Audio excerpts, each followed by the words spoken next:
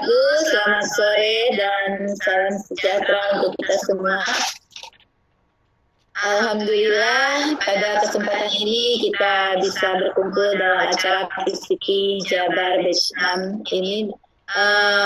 Bapak Ibu, perkenalkan saya Dania Dewi Asikin sebagai tuan rumah dalam meeting online kita pada sore hari ini. Bapak Ibu berada di sesi 7 penugasan PCP Batch 6 Jabar 2 ya, bagian wilayah Depok.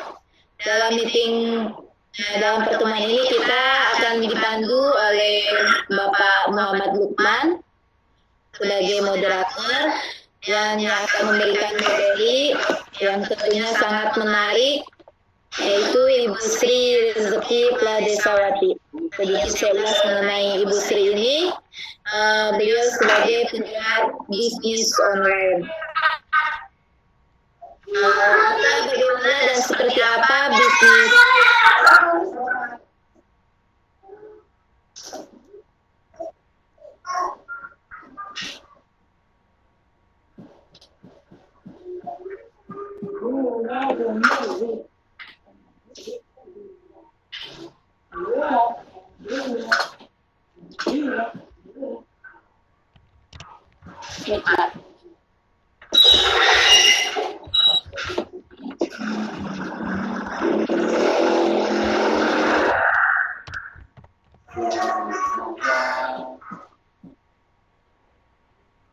suaranya putus-putus, Bu.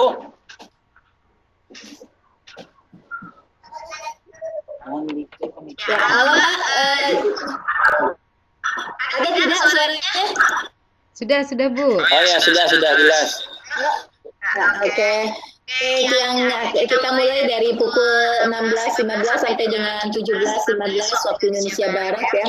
Sedikit saya ulas mengenai Ibu Sri ini. Beliau sebagai pegiat bisnis online. Bagaimana dan seperti apa bisnis online kita? Mari kita bahas tuntas bersama Bapak Lukman dan Ibu Sri Rezeki.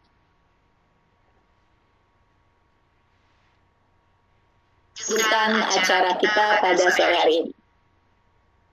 Silakan. Baik, terima kasih Bu Gania selaku host acara PCP Batch 6 Jabar Kota Depok di sesi yang ke-7. Tapi dilihat dari peserta belum ada instruktur, Bu ya? Iya, belum ada Pak. Belum ada. Ibu Sugiarti belum ada, Ibu Yeti belum ada. Oh, sudah masuk Ibu Apriani. Selamat datang Ibu Apriani. Tapi ini Ibu Sugiarti, Ibu Yeti yang biasa station belum terlihat ya. Apa kita mulai saja Bu Dania?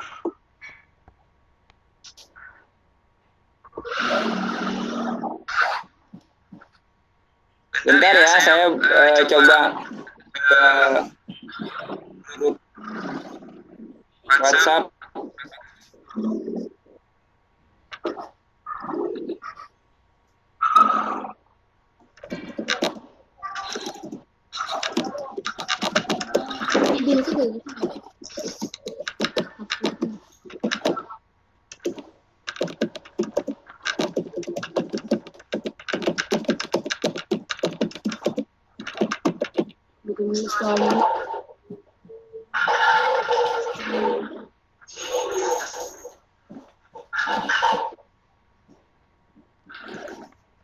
Sebentar Bu ya.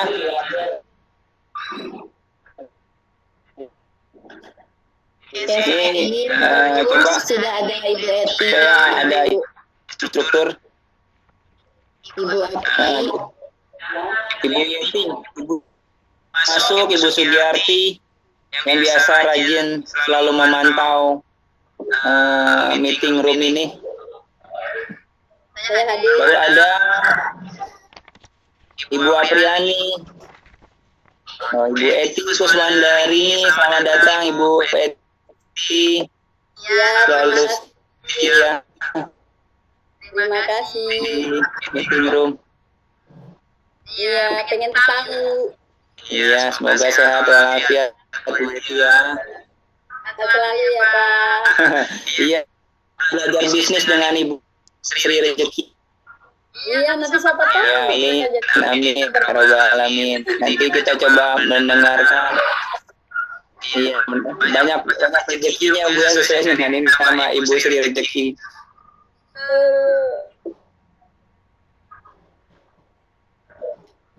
Ibu Gania sudah siap merekod ya? Halo, Ibu Gania? Sudah?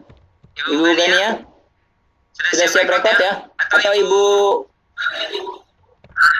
Sri Rezeki sendiri ya merekod ya? Iya betul Pak. Sudah Pak, siap. Sebentar, ini Ibu instruktur kita belum ada yang masuk ya. Bu Yeti, Ibu Sugiyarti juga.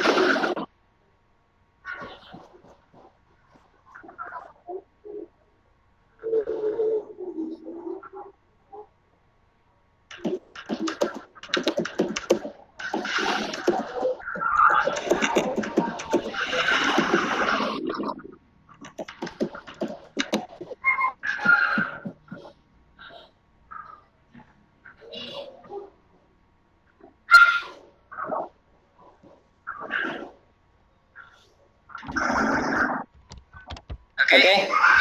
Baik, kita mulai saja Bu ya. Iya Pak. Sri. Ya Pak. Ya. Ya. Bismillah. Ini sudah ada woro-woro lagi. Kita mulai. Ya. Saya mulai dengan basmalah. Bismillahirrahmanirrahim. Assalamualaikum warahmatullahi wabarakatuh. Terima kasih Bapak Ibu guru hebat yang berkenan hadir di room meeting sesi 7 yang akan membahas dengan judul yang sangat menarik, dan ini juga efek dari wabah COVID-19 yang diangkat oleh Ibu Sri Rezeki supaya kita banyak posting Bu ya, dengan judul serba-serbi bisnis online. Mudah-mudahan di sela-sela kesibukan kita ternyata ada satu peluang yang mau diajak oleh Ibu Sri Rezeki. Dan juga sebelum acara dimulai, saya sampaikan peraturannya supaya nanti berjalan dengan lancar. Maka mohon kiranya suara dimutkan untuk para peserta. Kemudian juga nanti ada link presensi untuk segera nanti diisi setelah kita di chat. Dan waktu akan kita berikan kepada pemateri Ibu Sri Rezeki kurang lebih 30 menit ke depan. Setelah itu nanti kita akan mencoba sesi tanya jawab. Silakan, waktu kita berikan kepada Ibu Sri Rezeki.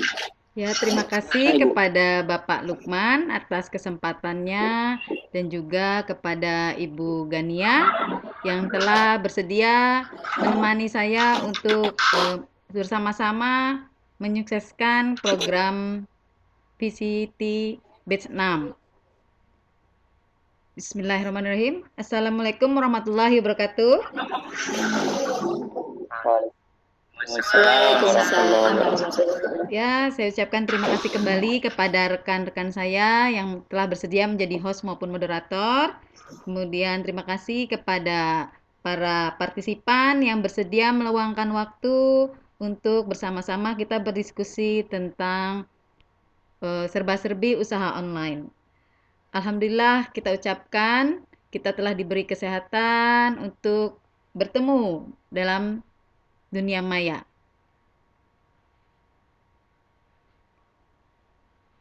Saya akan coba share dulu.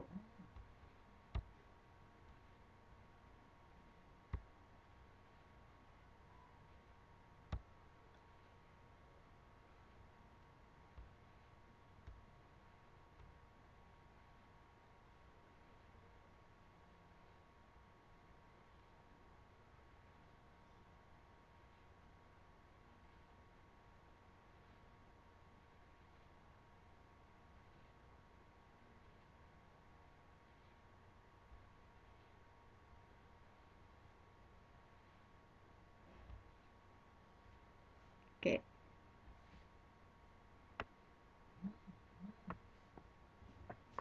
Latar belakang saya mengangkat judul serba-serbi usaha online adalah adanya perkembangan ilmu teknologi, terutama internet, menyebabkan berkembangnya era digital terutama di Indonesia yang memiliki banyak penduduk dengan usia muda sehingga berpotensi untuk mengembangkan berbagai peluang jenis usaha online. Untuk mengetahui peluang tersebut, saya ingin membagi informasi dan pengalaman tentang serba-serbi usaha online. Saya juga merupakan pendatang baru di usaha online ini. Namun untuk itu saya sangat terbuka untuk Bapak Ibu ikut berbagi informasi baik pengalaman pribadi atau sebagai pebisnis maupun sebagai pelanggan online agar pertemuan kita kali ini dapat memberikan manfaat bagi kita semua. Pertama-tama saya ingin memaparkan latar belakang berkembangnya usaha online di Indonesia.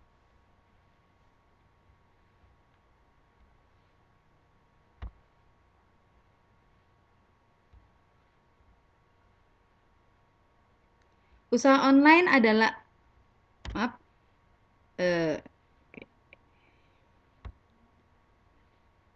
Usaha online adalah kegiatan usaha yang dilakukan dengan bantuan internet. Usaha online juga memasarkan dan mempromosikan berbagai barang dan jasa secara online kepada konsumen melalui berbagai media sosial seperti Instagram, Facebook, kemudian aplikasi e-commerce seperti Shopee, Bukalapak, Tokopedia, dan lain sebagainya. Latar belakang berkembangnya usaha online adalah adanya perkembangan teknologi internet dan komunikasi. Hal ini menyebabkan terbentuknya era digital, bertambahnya pengguna internet, kemudian adanya peningkatan perkembangan industri kreatif, terutama di Depok sangat banyak muncul UMKM yang berkembang di Depok.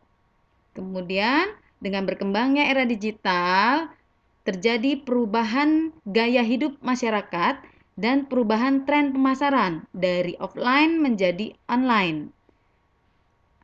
Hal ini diambil juga peluangnya oleh para jasa pengiriman dan pembayaran. Mereka sudah merubah lagi dari offline menjadi online. Di sini saya coba ingin memunculkan data tentang perkembangan pengguna internet. Dari data Januari 2019 hingga Januari 2020, rata-rata penduduk Indonesia berusia 29,7. Ini di bawah dengan rata-rata usia penduduk dunia yang berusia 30,9 tahun. Populasi anak muda Indonesia sangat banyak. Hal ini menciptakan berkembangnya potensi marketing di dunia teknologi digital, karena pengguna teknologi digital sebagian besar adalah kaum muda. Berdasarkan data dari teknoya.com, penetrasi internet di Indonesia baru sekitar 64%. Total pengakses kira-kira sebesar 174 juta orang. Walaupun hanya 64%, ini sudah merupakan peluang yang sangat besar dan berpotensi untuk terus bertambah. Tantangan usaha online yang pertama adalah kita memperoleh kepercayaan para pelanggan. Banyak kekhawatiran pelanggan untuk dia itu takut apakah ini benar atau penipuan, biasanya seperti ini. Kemudian tantangan berikutnya yaitu usaha online ini tergantung dengan koneksi internet. Jika kita koneksi internetnya terputus, terutama di daerah-daerah yang sinyalnya susah, maka akan sulit untuk mengupdate informasi usaha online kita. Tantangan berikutnya adalah toko kita atau usaha online kita muncul menjadi trending top 10, baik di mesin pencari, kemudian di pencarian di e-commerce yang kerjasama dengan kita. Selanjutnya yaitu penentuan mitra usaha. Mitra usaha yang sesuai dengan keadaan usaha online kita, baik dari yang masih konvensional maupun sampai sudah profesional. Di sini yang saya tidak bisa memilih tidak bisa merujuk mana yang terbaik buat kita, buat pelanggan, tapi disesuaikanlah dengan keadaan kita. Berikutnya yaitu pembayaran. Pembayaran baik melalui m-banking maupun mitra bayar seperti toko-toko yang menyediakan. Nah, ini kita harus ada kerjasama. Kemudian produk kita secara kualitas maupun harga mudah dibandingkan oleh para customer. Mereka biasanya akan browsing dulu mana yang mereka lebih cocok baik dari kualitas, harga maupun tempat pengiriman. Hal ini sangat mudah dibandingkan oleh pelanggan. Kemudian tantangan berikutnya adalah isi usaha online kita harus berupa produk-produk yang up to date, harus sering di up to date maupun inovatif. Keunggulan usaha online yang pertama adalah modal relatif kecil.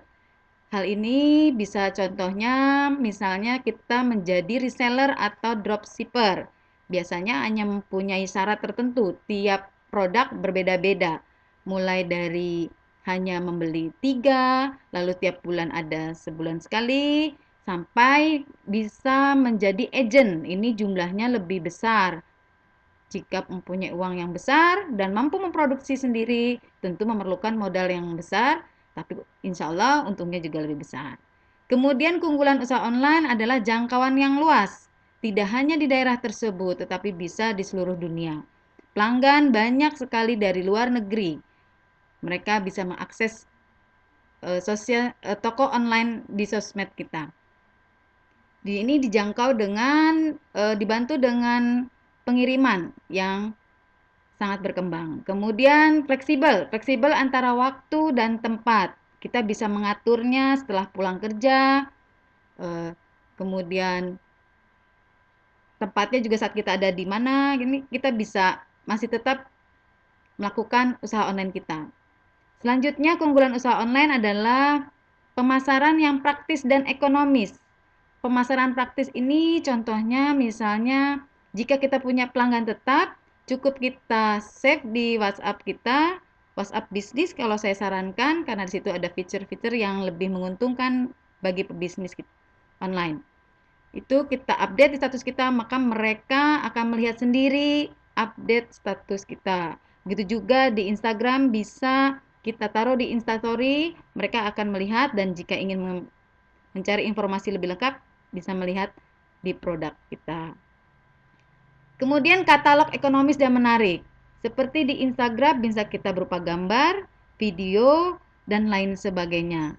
Tidak perlu kita cetak, jadi lebih ekonomis, bergerak, jadi lebih menarik. Kemudian transaksi cepat dan praktis.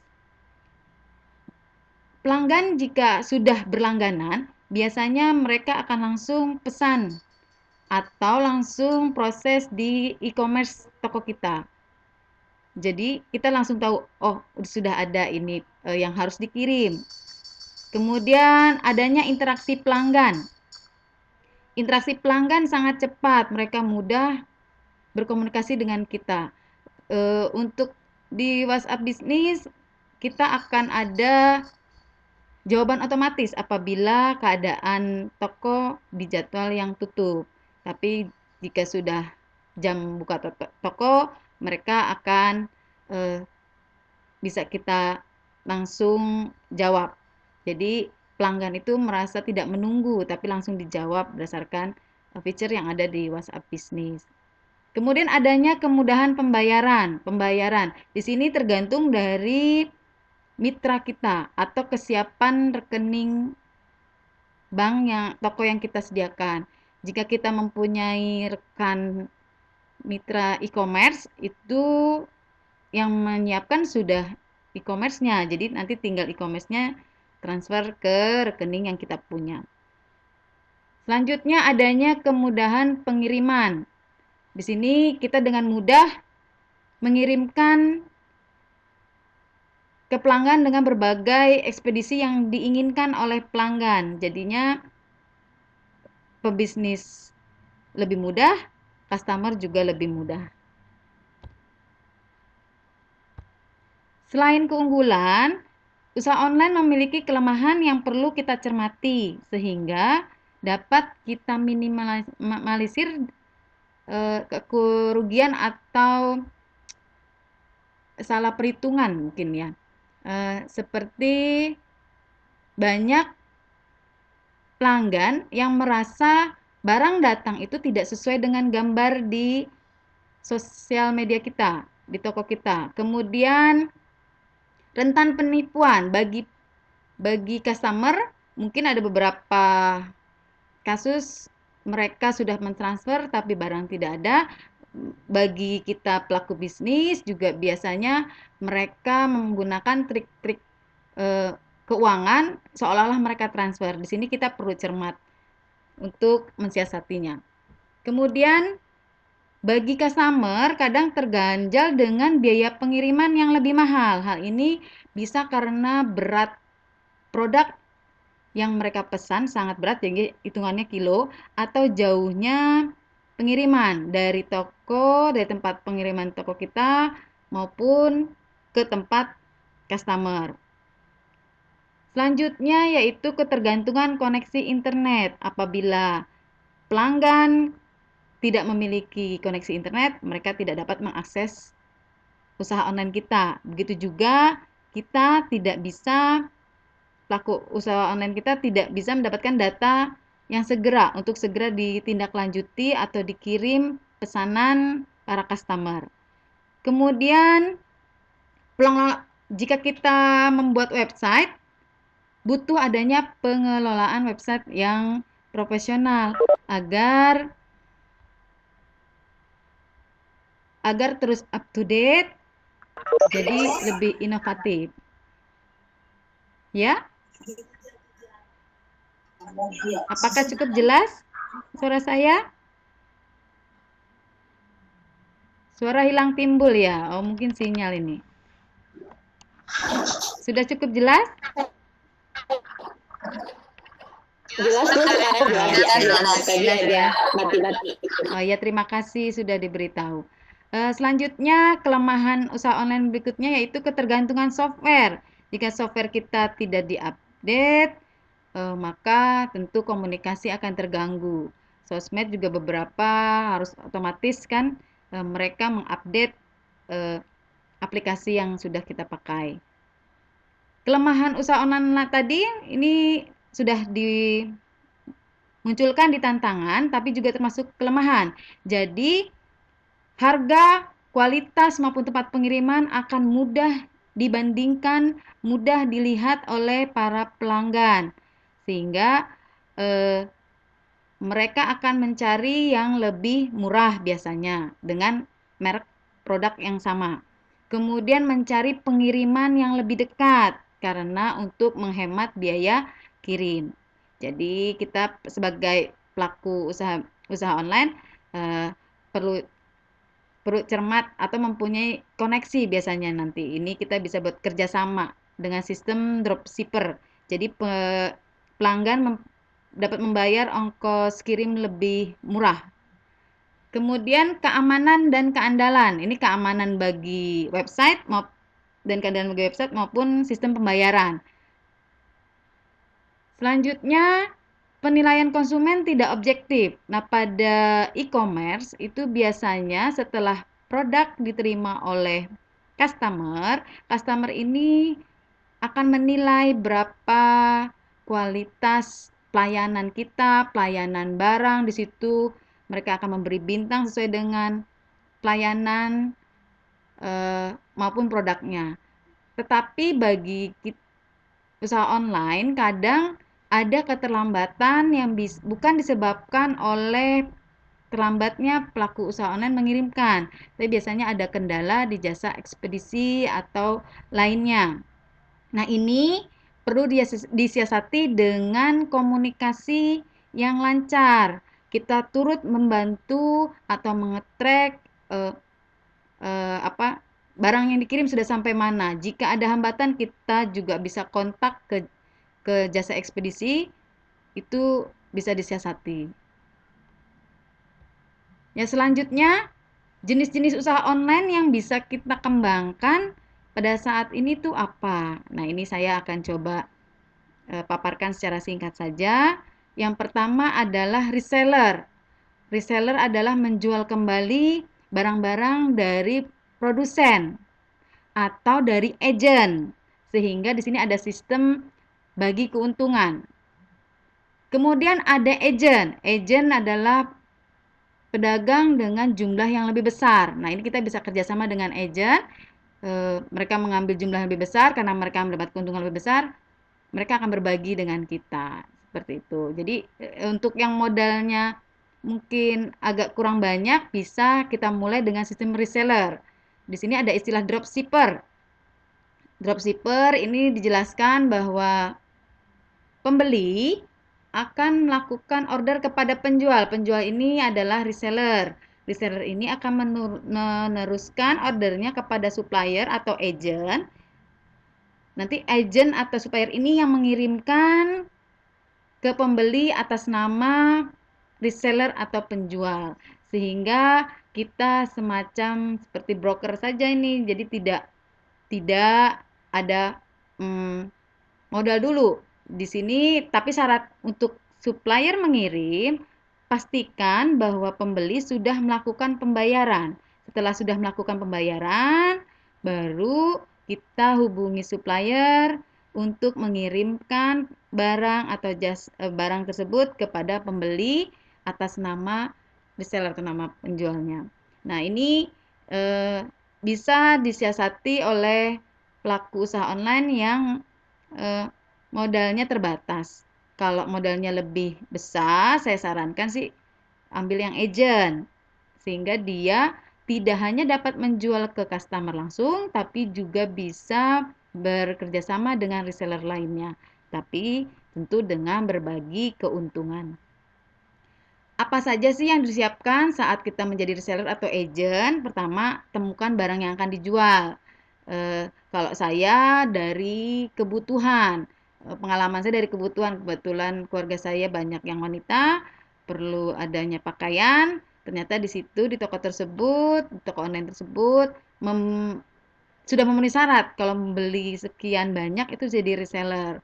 Nanti ada tata tertib yang perlu kita ikuti. Nah, dikirakan itu mudah dan kita bisa ikuti, bisa dilanjutkan. Tapi jika tidak, bisa kita cari-cari. Sekarang banyak sekali produk-produk atau UMKM yang mencari agent atau reseller untuk membantu mereka menjual barangnya. Selanjutnya adalah kita membuka akun di situs penjualan e-commerce. Nah, e-commerce ini sebagai partner kita. Jadi kita ada wahana promosi gratis, lalu ada sistem keuangannya lebih terjamin. Kalau saya sangat terbantu sekali dengan adanya e-commerce ini. Kemudian adanya akun media sosial seperti IG, WhatsApp bisnis, Facebook untuk membantu kita melakukan promosi. Lalu siapkan rekening bank dan kalau bisa sudah langsung download m-bankingnya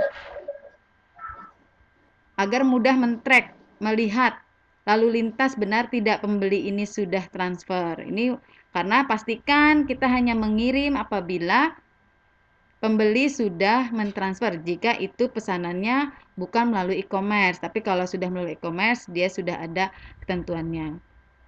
Lalu promosikan produk tapi dengan etika bisnis online yang baik. Jangan sampai kita menyebarkan spam yang malah akan menjatuhkan image usaha online kita.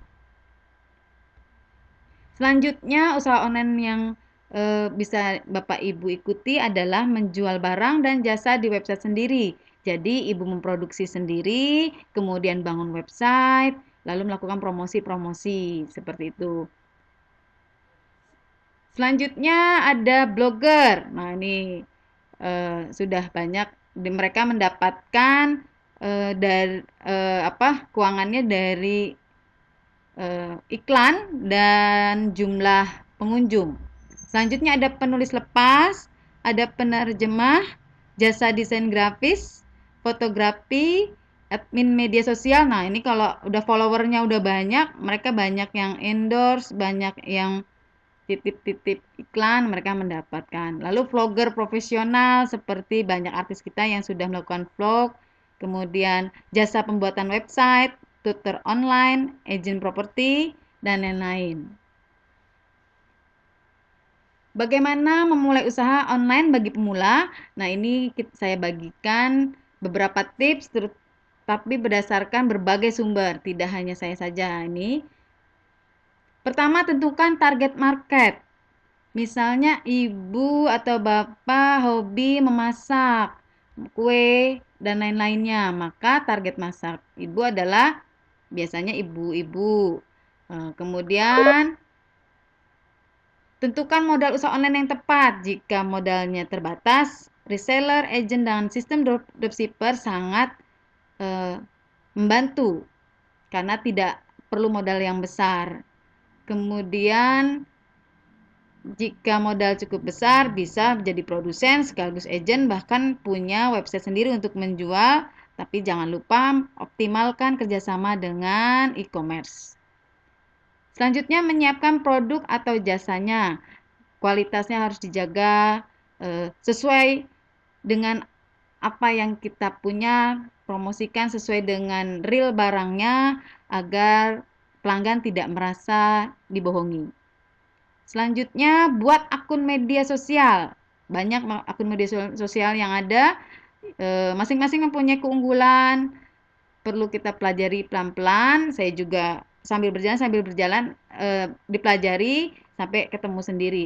Nah, akun media sosial yang di Indonesia ini masih banyak digunakan adalah Instagram, WhatsApp, dan Facebook.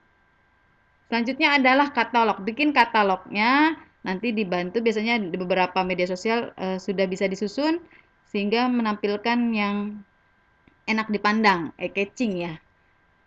Siapkan rekening dan m-banking jika memungkinkan membuat website, lalu promosi untuk meningkatkan pengunjung.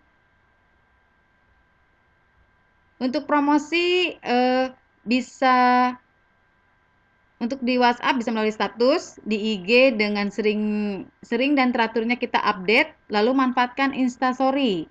Instastory itu bisa dilihat bukan hanya oleh follower kita, tapi oleh orang lain ya. Sekedar berbagi, saya tidak menyangka saya mendapat pelanggan dari luar negeri. Jadinya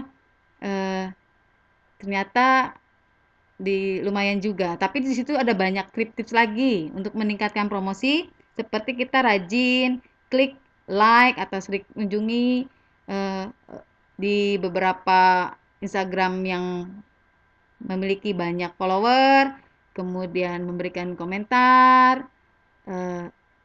cepat dalam memberikan tanggapan dan lain-lainnya.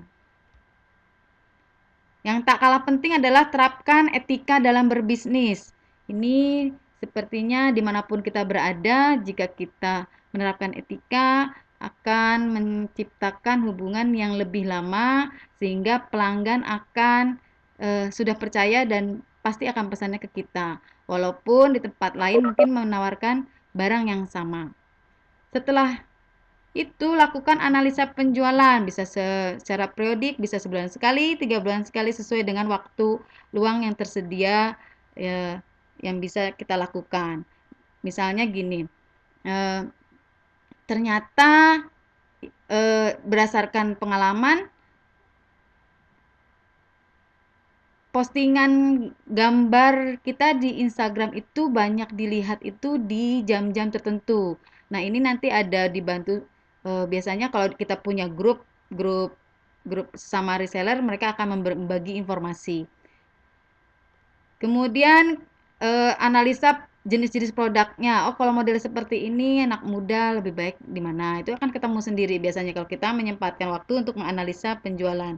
Kemudian ingat bahwa kesuksesan memerlukan waktu dan proses. Jadi jika usaha online kita belum berkembang, jangan putus asa karena memang kita perlu waktu, perlu yaitu tadi mempelajari hal-hal tertentu. Jika ada rekan kita yang sukses dengan cepat, memang rezekinya seperti itu. Kemudian tadi sering saya tekankan adanya optimalisasi kerjasama dengan e-commerce. E-commerce-nya di sini ada Shopee, Bukalapak, nah di sini ya Tokopedia dan lain-lainnya.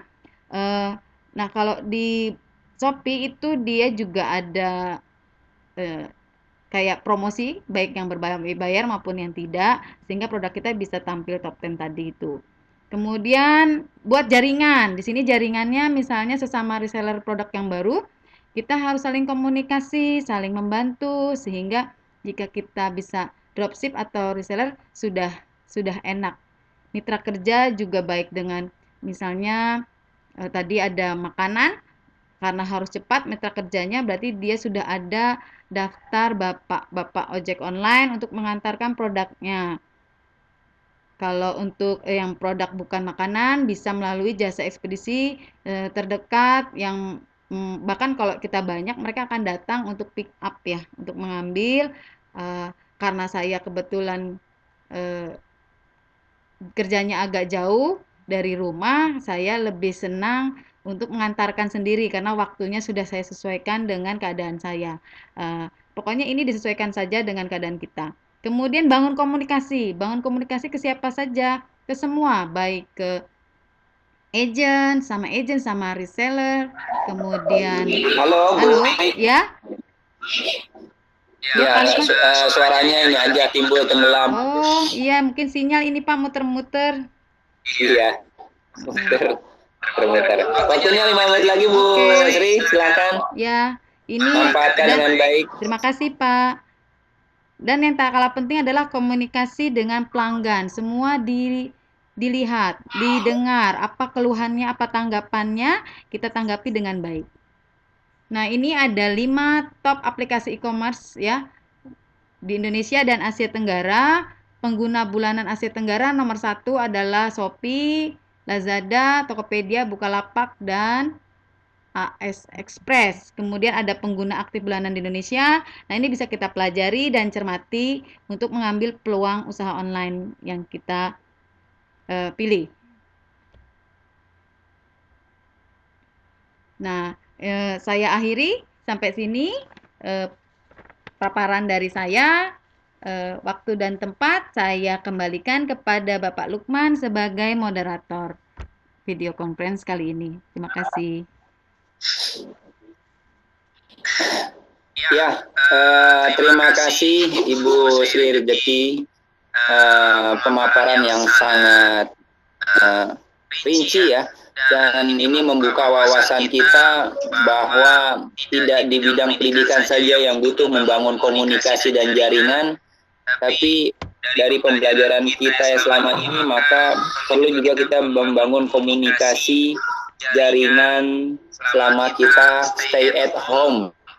Ya, Bu Sri ya. Ya, betul, Pak. Stay at home work from home, From home. maka bagaimana para pejuang pendidikan dan para pejuang sinyal bagaimana mendapatkan kesempatan di rumah untuk posting Ya, menghasilkan tidak perlu pontang-panting Bu ya. betul Pak. Ini sedikit saya memberikan resume pentingnya kita ataupun keunggulan kita berbisnis online. Namun di balik keunggulan ada pula kelemahan. Maka kelemahan-kelemahan itulah yang menjadi kita bisa menjadi kuat mensiasati bagaimana online ini bisa menjadi primadona, apalagi sekarang yang mewabah COVID-19.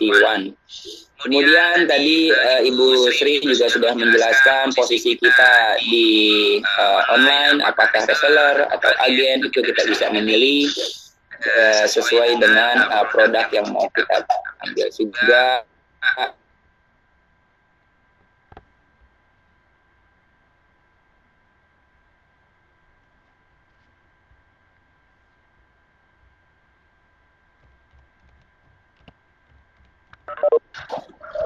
Terkait pemula. Oke, baik Bapak Ibu, para peserta dan partisipan, ini ada yang dari Ibu.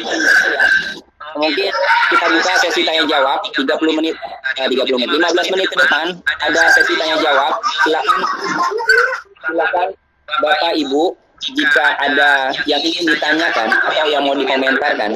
Yang pertama ngangkat tangan, mungkin ya Bu Sri ya, saya izin karena Ibu Sri untuk menarik para partisipan sesi 7.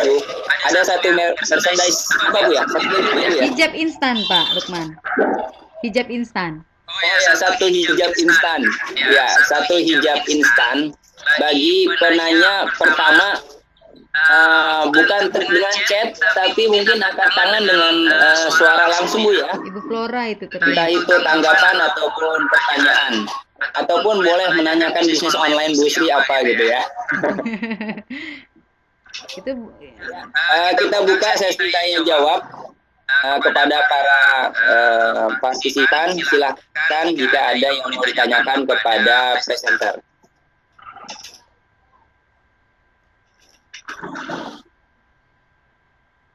Sambil menunggu pertanyaan dari Bapak Ibu serta partisipan, itu sudah ada link presensi. Silakan diklik dan diisi presensinya.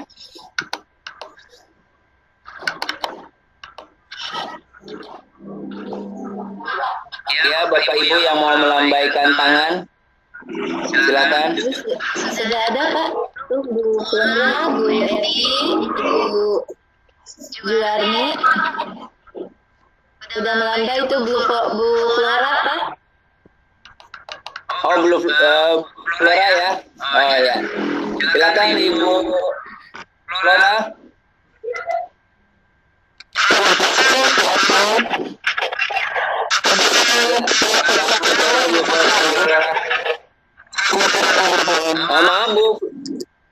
Maaf Bu Flora, suaranya dites lagi nih, suaranya tidak jelas. Jelas ya Pak suaranya? Alhamdulillah. Oke, silakan jelas Bu Flora. Silakan bertanyakan. Ya, izin bertanya Bu Sri Rezeki, karena saya ini adalah online shopper sejak 2010 Ibu. Ya, jadi sebelum macam-macam aplikasi dulu masih kita belanja online lewat website. Ini saya perhatikan Bukalapak, Tokopedia maupun Shopee itu kan mereka ada biaya penanganan, tadinya kan nggak ada ya Bu ya, setiap kita belanja dari total kemudian biaya penanganan. Nah, yang ingin saya tanyakan, yang pertama Bu, untuk penjual online ini apakah kita dikenakan pajak Bu? Yang pertama. Kemudian yang kedua ya kita kan sudah ada biaya penanganan. Apakah sebagai penjual kita diberikan mendapat harus dipotong juga, misalnya kita upload satu produk kemudian harganya 10.000 yang kita jual. Nah, pada misalnya itu berapa persen sebenarnya potongannya Bu? Itu saja. Terima kasih Pak Lukman. Terima kasih Bu Flora atas pertanyaan. Nah, Bu Jeki menyimak ya pertanyaannya. Iya Pak, menyimak Pak. Ya, silakan Bu Sri untuk ditanggapi dan diberikan penjelasan lengkap oleh Bu Sri. Ya, terima kasih kepada Ibu Flora yang sudah bersedia bertanya. Di sini saya share pengalaman mengenai pertanyaan pertama, yaitu apakah sudah dikenakan pajak. Untuk saat ini belum Bu, belum dikenakan pajak, tetapi sudah ke arah sana, sudah ada pendataan, terutama yang star seller, yang penjualannya sudah ada memenuhi ketentuan di sana, di masing-masing e-commerce atau berdasarkan peraturan. Kalau kebetulan saya belum, tapi pajak ini bisa kita laporkan saat laporan pajak nanti ada hitung kurangnya seperti itu. Kan nanti ada ketentuannya, penghasilan yang berapa yang memiliki yang dapat dikenakan pajak. Itu sudah ada ketentuannya PTKP ya kalau nggak salah.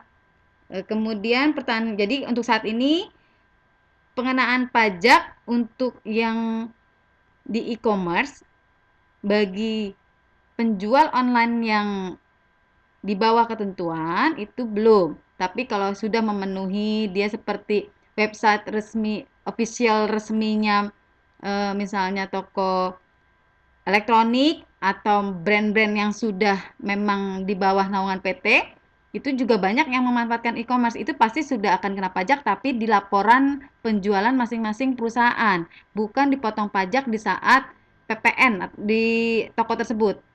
Jadi diserahkan ke masing-masing, tapi untuk seperti saya ini kita bikin sendiri laporannya. Kalau memang sudah dimasukkan ke laporan pajak tahunan ternyata masih di bawah ya tidak kena, tapi kalau sudah memenuhi ketentuan ya kita akan ada harus dibayarkan seperti itu.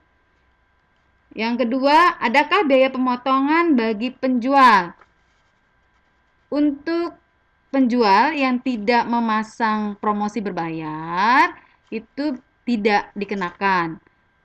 Kemudian ada lagi ketentuan, ini beda-beda ya Bu, biasanya tiap akun beda. Kebetulan saya pakainya cuma satu, jadi saya menjawab berdasarkan satu e-commerce gitu. Mungkin nanti kalau mau tanya boleh japri, nanti takutnya promo. Nah, di salah satu e-commerce ini ada ketentuan jika kita menjadi star seller maka akan ada potongan 1%. Ada juga yang tidak. Kebetulan kalau saya tidak ikut program star seller, jadi saya mendapatkan penuh sebagaimana yang dibayarkan oleh customer. Tapi untuk biaya pengenaannya misalnya ada biaya penanganan. Penanganan ini biasanya tergantung dari pembayaran. Pembayarannya kalau kredit card atau lainnya mungkin ada ya, tergantung beda-beda. Bahkan ada yang sampai pertama-tama tuh saya ikutin tuh berbagai jenis pembayaran itu tidak kena, tapi ternyata mungkin itu masih dalam rangka promosi mereka untuk menjaring banyak customer. Namun lama-lama e-commerce mengembangkan peraturannya sendiri mungkin untuk meningkatkan margin sesuai dengan biaya operasional yang mereka harus talangi seperti itu Bu.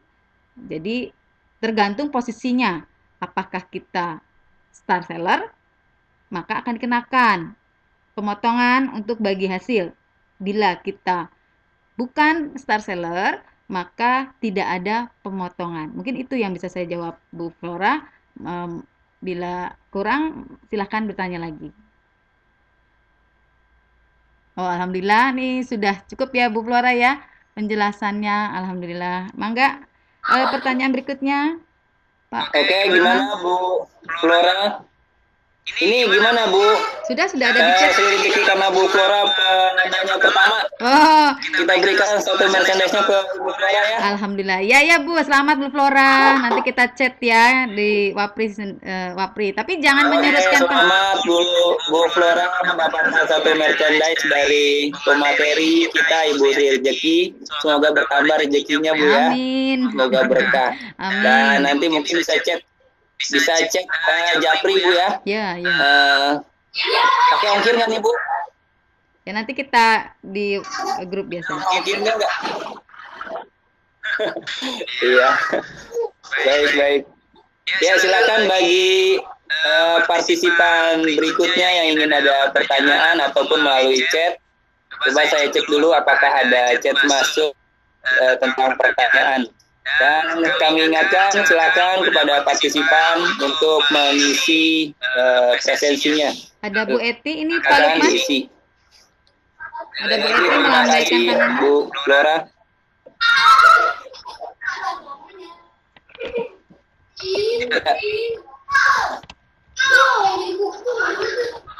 Oke, ada lagi? Ada pertanyaan dari Ibu Titi. Dari mana nih Bu? Ibu Eti melambaikan tangan. Ibu Titi ya? Eti. Oh, Bu Eti, ya. Maaf Bu Eti. Silakan Bu Eti.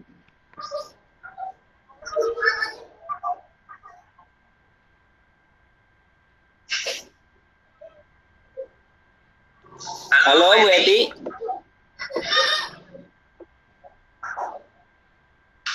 Sambil menunggu mungkin ada pertanyaan lagi. Oh, ini Bu Titik Ya, juga. Bu Eti.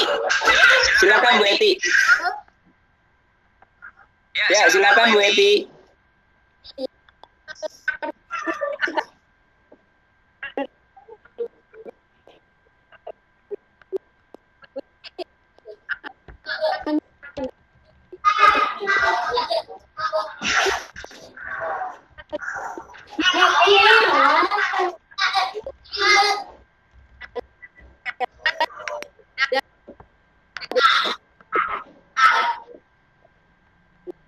Juga saya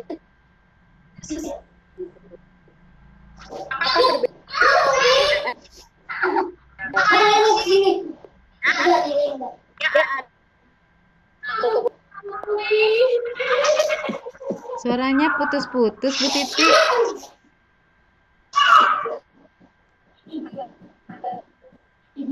Bu Eti bisa diulang lagi pertanyaannya Bu Eti. Bu Titik. Suaranya terputus-putus nih. Yang pertanyaan yang kedua mungkin ya Bu Sri ya. Saya nggak dengar sama sekali. Ibu nanya. Iya. Iya, suaranya masih terputus-putus. Mungkin bisa lewat chat kalau terputus-putus. Ya, silakan Bu Eti. Silakan Bu Eti. Ya, halo, terdengar Bu Eti. Terdengar Bu Eti.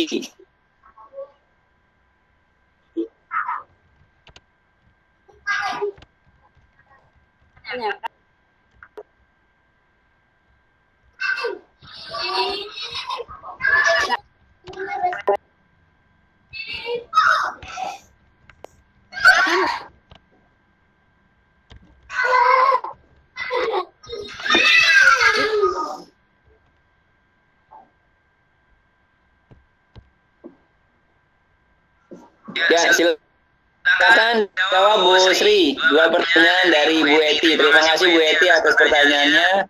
Oke. Mangga silakan Bu Sri untuk Ya. menjelaskan. Terima kasih Bu Eti atas pertanyaannya. Tapi mohon maaf Pak Lukman, saya tidak dapat mendengar suara Bu Eti. Bisa diulang kembali oleh Pak Lukman. Kalau Pak Lukman suaranya jelas terdengar. Ya, tadi pertanyaan pertama apa perbedaan antara e-commerce sama Shopee ataupun juga kelebihan-kelebihan di antara penyelenggara online itu, Bu. Oh ya itu. Lanjut ya. Pertanyaan keduanya? Yang keduanya, aduh saya juga tadi agak terputus-putus ya. Ini dulu aja mungkin Bu, dijelaskan dulu sudah. Bu ya. Nanti mungkin ada secara ini chat. Oh ada perbedaan e-commerce, marketplace. Ada Bu Eti tulis nih. Ya, marketplace sama Tokopedia. Dijawab dulu mungkin Ibu Sri ya. Ya. Pertanyaan pertama, silakan Ibu Sri. Baik. Apa perbedaan e-commerce, marketplace atau Tokopedia atau Shopee? Di sini perlu saya jelaskan dulu bahwa Tokopedia, Shopee itu merupakan jenis-jenis dari e-commerce. Jadi e-commerce ini ada banyak jenisnya. Di Indonesia sudah ada Tokopedia, Shopee, maupun Bukalapak dan lain-lain, Blibli.com dan lain-lain. Kalau marketplace itu website khusus. Halo Bu Sri. Ya. Suaranya timbul tenggelam ya. Timbul tenggelam ya. Oke, saya ulangi ya. Ya, dilanjut Bu Sri. Ya, perbedaan antara e-commerce dengan marketplace. Untuk e-commerce merupakan layak aplikasi atau website yang dia sebagai tuan rumah bagi para penjual untuk menawarkan produk yang dijual, lalu sampai menyediakan aplikasinya sehingga customer itu bisa memesan langsung di ruang kita, di room toko tersebut, kemudian membantu proses pembayaran. Hanya pengirimannya dari toko online. Jika barang sudah diterima oleh customer, jadi customernya ini kalau beli lewat e-commerce seperti Shopee, mereka akan bayar ke Shopee dulu. Jika barang sudah dikonfirmasi oleh customer, maka e-commerce akan melepaskan dananya ke toko, sehingga sudah baik pelanggan maupun pengusaha akan terjamin. Sedangkan untuk marketplace, dia hanya sebagai website untuk menginformasikan kita itu punya usaha pasar apa aja gitu. Dia tidak menangani sampai transaksi pembayaran. Setahu saya seperti itu. Kebetulan saya bukan pengguna marketplace, tapi salah satu dari e-commerce saja. Ditambah sosial media. Nah, jadi perbedaannya yaitu e-commerce menangani mulai dari promosi, transaksi. Kalau marketplace hanya sebagai informasi bisnis yang kita jalanin ada di mana, seperti itu. Kira-kira mungkin ada yang bisa membantu. Kira-kira gimana Bu Eti? Jadi Tokopedia dan Shopee itu bagian dari e-commerce. Kalau marketplace beda. Iya, jadi kalau boleh saya ini gambarkan, jadi e-commerce itu perahu besarnya Bu ya. Iya, betul. Mallnya ya. Ya, skoci-skocinya itu marketplace yang terjun ke lautan itu ya. Iya. Marketplace, Tokopedia, Shopee. Oh ya, mungkin saya kurang pengalaman di marketplace. Pertanyaan kedua Ibu mungkin bisa lebih singkat lagi karena waktu kita hanya tinggal 2 menit lagi. Oke. Ini pertanyaan Ibu Eti, apa kelebihan dari penjual online Bu Sri? Kelebihan penjualan online saya ringkas saja, yaitu 1, waktu fleksibel. Kita bisa kapan saja dan di mana saja.